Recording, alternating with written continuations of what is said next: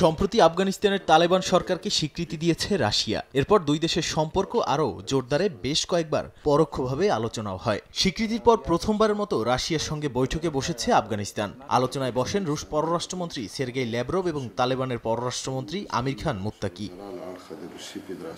রুশ পররাষ্ট্রমন্ত্রী Sergei Lavrov বলেন, আফগানিস্তানে মাদক সন্ত্রাস আর সংগঠিত অপরাধ দমনে সহযোগিতা বাড়াতে প্রস্তুত। তার দাবি, আফগানদের জন্য শান্তিপূর্ণ জীবন গড়ে তুলতে সব ধরনের সহায়তা দেবে রাশিয়া। তালেবান পররাষ্ট্রমন্ত্রী আফগান আমিরাতকে স্বীকৃতি দেওয়ার জন্য মস্কোর প্রতি কৃতজ্ঞতা জ্ঞাপন করেন। এ সময় বিতর্কিত ইস্যু বাগরাম ঘাঁটি নিয়েও স্পষ্ট বার্তা দেয় তালেবান। মুত্তাকি জানান, কোনো পরিস্থিতিতেই আফগান মাটিতে বিদেশি সামরিক ঘাঁটি অনুমোদন করা হবে না। এর মধ্যে যুক্তরাষ্ট্রের পুরনো বাগরাম বিমান ঘাঁটিও রয়েছে। রাশিয়ার বিশেষ দূত জামির কাবুলভও নিশ্চিত করেন, আফগানিস্তানে ঘাঁটি খোলার কোনো পরিকল্পনা নেই মস্কোর।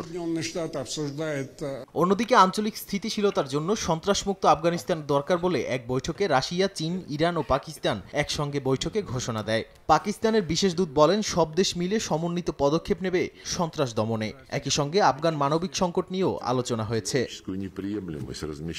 বিশ্লেষকদের মতে, যুক্তরাষ্ট্র দূতাবাস পুনরায় খোলার সম্ভাবনা নিয়ে নতুন প্রশ্ন সামনে এলেও বিদেশি সামরিক উপস্থিতি না দেওয়ার ইস্যুতে রাশিয়া তালেবান একসঙ্গে অবস্থান নেয় তৈরি হলো নতুন আঞ্চলিক বাস্তবতা।